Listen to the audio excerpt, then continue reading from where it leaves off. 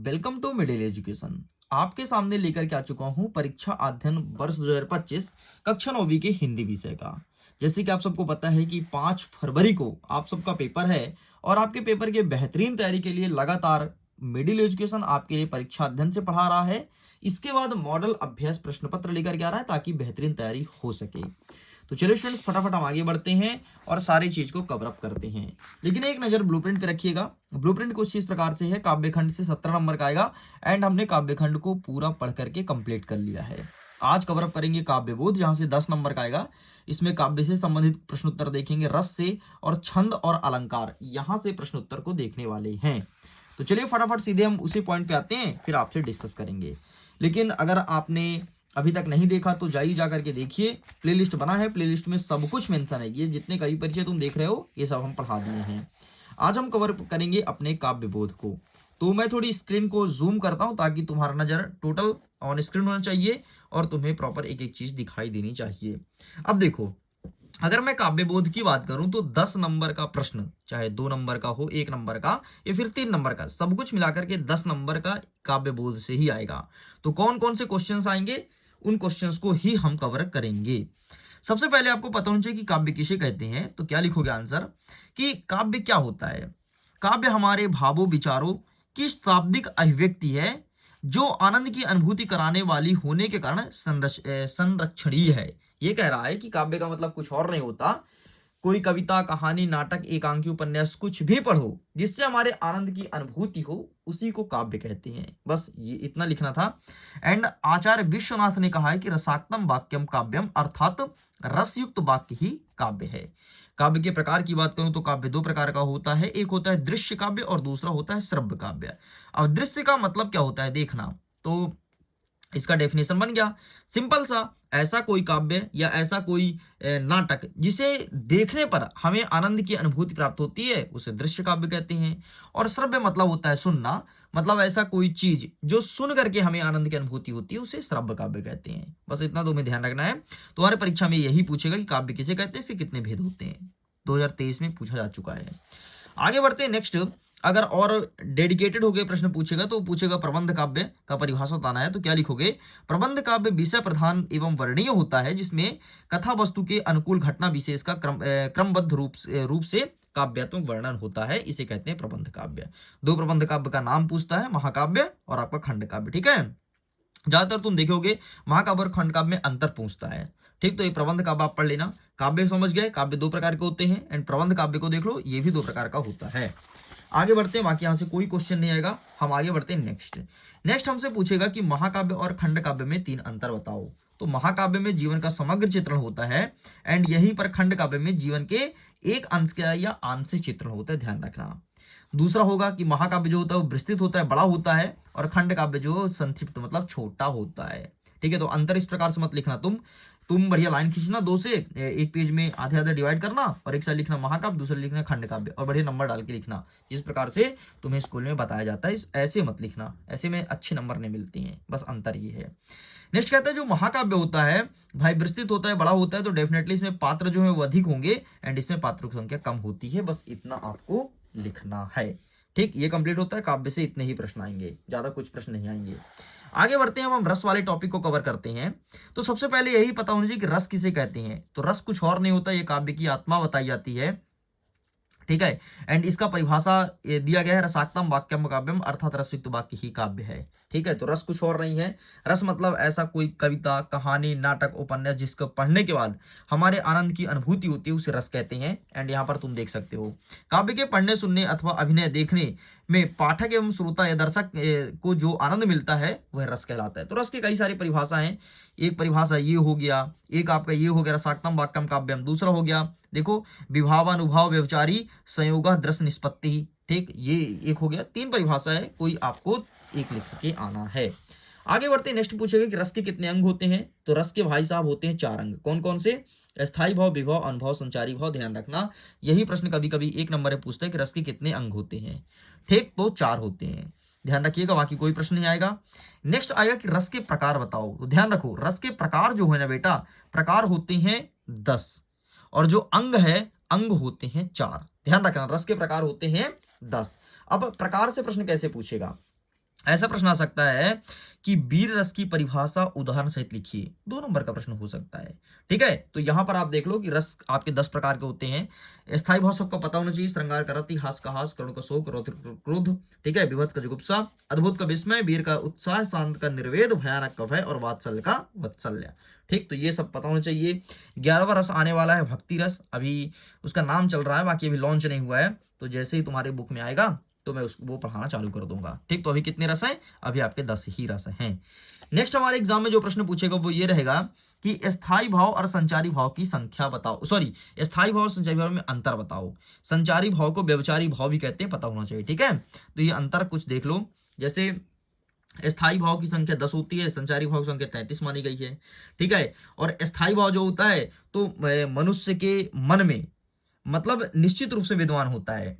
ठीक, मतलब अस्थायी रूप से विद्वान होता है, वो रहेगा रहेगा कभी हटता नहीं। लेकिन संचारी भाव समय परिस्थिति के अनुसार विद्वान होता है, बाकी हट जाता है। ठीक, तो इस प्रकार से अंतर लिखा है, कोई 2 अंतर आपको पढ़ना है, बस यहाँ पर 4 लिखा है, 2 ही पढ़ना है। ठीक, चलो आगे बढ़ते हैं, बाकी यहाँ से कोई क्वेश्चन नहीं आ रहा है। हाँ, मैंने वीर रस का उल्लेख किया था, एंड वीर वाला क्वेश्चन अच्छे से पढ़ लेना कि वीर रस की परिभाषा लिखना है तो क्या होगा, किसी विपरीत दशा में स्वयं के अनुकूल बनाने के निमित्त हृदय में उत्पन्न उत्साह को वीर रस कहा जाता है। यह उत्साह की दशा वीर में होता है और इसका स्थायी भाव उत्साह होता है। ठीक है, एंड यहाँ पर एक उदाहरण देख ले, बुंदेले हर बोले मुंह से हमने सुनी कहानी थी, खूब लड़ी मर्दानी वह तो झांसी वाली रानी थी। ये वीर रस का पूरा पूरा एग्जाम्पल दिया गया है। ठीक, दूसरा आपके एग्जाम पॉइंट ऑफ व्यू से इंपॉर्टेंट है आपका वात्सल्य रस। ठीक है, वात्सल्य देख लो। दूसरा आपको वात्सल्य पढ़ना है, 3 ही पढ़ना है भाई, एक वीर, वात्सल्य और श्रृंगार, बस 3 ही तुम पढ़ करके चले आओ। तो वात्सल्य का यहाँ पर लिखा गया है, एग्जाम्पल देख लो, एग्जाम्पल अच्छे से रट ही लो। परिभाषा बहुत ही इजी है, परिभाषा तुम लिख लोगे एक साथ, तुमको पता होगा सा हृदय के हृदय में स्थित। ठीक है, कोई भी रस का बनाना हो ना परिभाषा, तो एक मेरे पास फॉर्मेट है, कैसा है जरा देखना, मैं समझो वात्सल्य का बना रहा हूँ।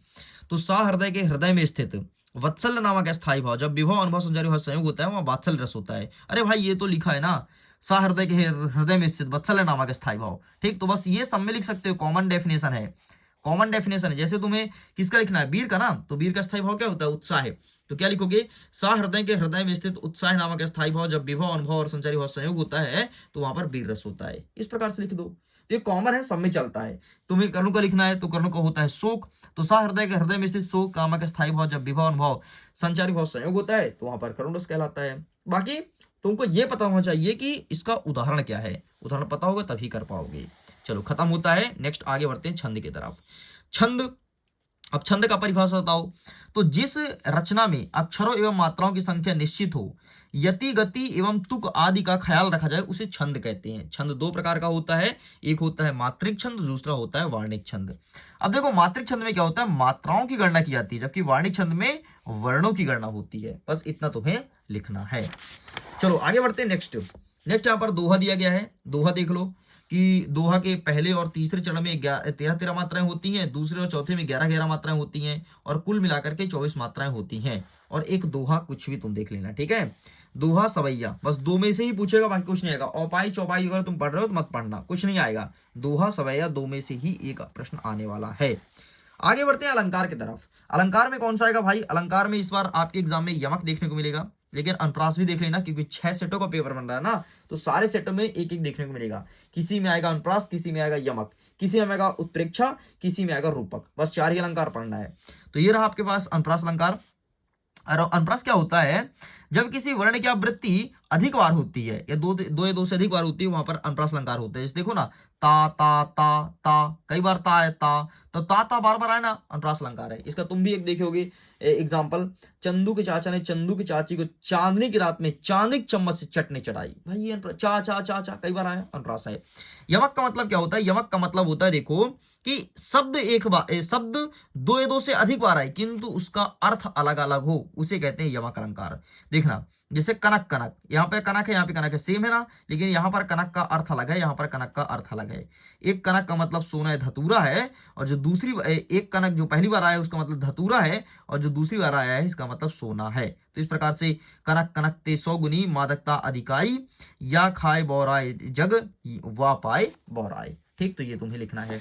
नेक्स्ट हमारे एग्जाम में क्या आएगा, रूपक अलंकार और उत्प्रेक्षा, 2 और देखना है। तो रूपक क्या होता है, रूपक में क्या लिखोगे, काव्य में जहां उपमेय में उपमान का आरोप होता है, काव्य में जहां उपमेय में उपमान का आरोप होता है वह रूपक अलंकार है। ठीक, चरण सरोज पखारन लागा। नेक्स्ट आपको एग्जाम में आएगा उत्प्रेक्षा। काव्य में जहां उपमेय में उपमान की संभावना व्यक्त की जाती है, मतलब उपमेय में उपमान होता है, इसमें आरोप होता है, जबकि इसमें क्या होता है, उपमेय में उपमान की संभावना व्यक्त की जाती है, वहां पर उत्प्रेक्षा होता है। ठीक है, जैसे यहां पर एक उदाहरण लिखा है, जानू अशोक अंगार दीन मुद्रिका डारी तब मानो झूम रहे हैं तरु भी मंद पवन के झोंके से। बस इतना तुम्हें लिखना है। ठीक है, तो देखो रूपक है, देखो यार अगर कोई रूपक मतलब अगर कोई सुंदर है ना, तो सुंदर स्त्री पर सब लोग आरोप लगाते हैं, तो यहाँ पर आरोप लिख देना। ठीक, जहां पर उपमेय में उपमान का आरोप होता है। बाकी उत्प्रेक्षा में क्या होता है, जहां पर संभावना होती है। उत्प्रेक्षा मतलब इच्छा व्यक्त करना, मतलब संभावना होती है। बस इस प्रकार से तुम्हारा काव्य कंप्लीट होता है। सब कुछ कंप्लीट हो गया है। प्रश्न पूछेगा काव्य के कितने भेद होते हैं, तो मैंने अभी पढ़ाया है, काव्य के दो भेद होते हैं, एक होता है दृश्य काव्य, दूसरा होता है श्रव्य काव्य। इतना ही नहीं, मैंने तुमको यही बताया कि रसाक्तम वाक्यम काव्यम की परिभाषा किसने दिया है, तो आचार्य विश्वनाथ ने दिया है। ये चीज हमने अभी पढ़ा है। ये देखो ना यहाँ पर पढ़ा हूं, भूल गए क्या? भूला मत करो यार, बहुत जल्दी भूल जाते हो तुम। ये देखो आचार्य विश्वनाथ ने रसाक्तम वाक्यम काव्यम दी है। तो इस प्रकार से तुम जब पढ़ाई करोगे ना, तभी जाकर के तुमसे सब बनेगा। देखो अभी मैंने पढ़ा ना, श्रृंगार का स्थायी भाव क्या होता है, रति होता है। भाई मैंने जो पढ़ाया सब वैसे क्वेश्चन लिखे गए हैं और सब तुमसे बनेगा, कोई बहुत कठिन नहीं है। अब देखो इसको भी हमने पढ़ा है, जीवन का विस्तृत चित्रण कहाँ होता है, तो विस्तृत मतलब समग्र, तो समग्र चित्रण आपके महाकाव्य में होता है, तो इसका सही आंसर आपका महाकाव्य हो जाएगा। इस प्रकार से भाई साहब आपको करना है। आगे देख लीजिए, यहाँ पर खाली स्थान दिया गया है, बाकी इन्हें भी प्रैक्टिस कीजिएगा। जो मैंने पढ़ाया है वही सब यहाँ पर लिखा गया है। एक बार और क्लासेस को देखोगे तो तुम्हारे दिमाग में कंठस्थता याद हो जाएगा। अब जल्दी मिलेंगे नेक्स्ट वीडियो में, जिसमें हम कवर करेंगे अध्याय 6 गद्य की विधाओं का परिचय, एंड इसको कवर अप करेंगे। तो वीडियो पसंद आए तो वीडियो को लाइक कीजिएगा, दोस्तों तक शेयर कीजिएगा, और पहली बार चैनल को सब्सक्राइब करके रखना। मिडिल एजुकेशन पूरा पूरा आपका परीक्षा अध्ययन पढ़ा देगा, फिर परीक्षा में टेंशन लेने की जरूरत नहीं है। Okay, bye bye.